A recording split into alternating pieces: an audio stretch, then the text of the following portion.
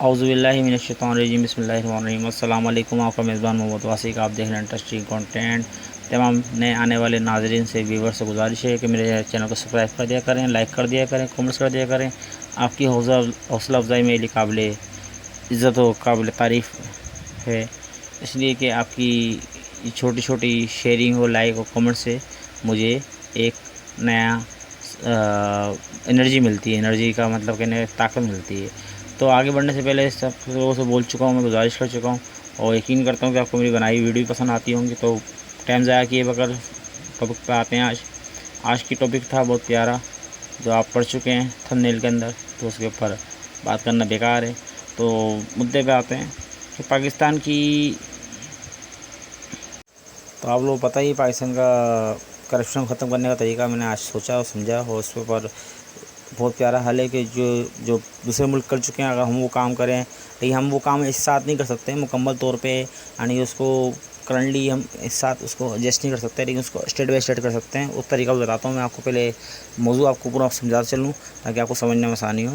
تو پاکستان کو اپنی کرنسی تبدیل کر دینی چاہیے، مطلب نوٹ کی شکل و صورت سب تبدیل کر دینا چاہیے، جس طرح انڈیا نے اپنی کرنسی تبدیل کی تھی۔ جو کرنسی تبدیل کرنے آئے اس شخص کو نقد دینے کے بجائے اسی وقت بینک میں اکاؤنٹ کھولا جائے اور رقم بینک میں رکھی جائے، ساتھ ہی FBR میں اسی وقت رجسٹر کیا جائے، فائلز بنایا جائے۔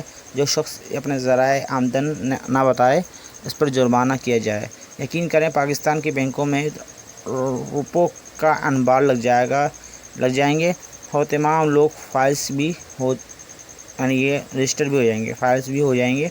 پاکستان کی توقع سے بھی زیادہ ریونیو اکٹھا ہوگا۔ لوگوں نے کروڑوں اربوں روپیہ گھروں میں رکھا ہوا ہے۔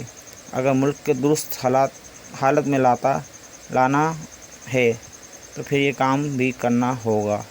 یاد رہے، انڈیا نے جب کرنسی تبدیل کی تھی تو انڈیا کا سارا بلیک منی کا پیسہ بوریوں سے نکل کر حکومت کے پاس خود چل کر آ گیا تھا۔ وہ طریقہ ہے، بہت جینوین طریقہ ہے، بہت اتھینٹک طریقہ ہے۔ اب طریقہ یہ ہے کہ سب سے پہلے 5000 نوٹ بند کریں۔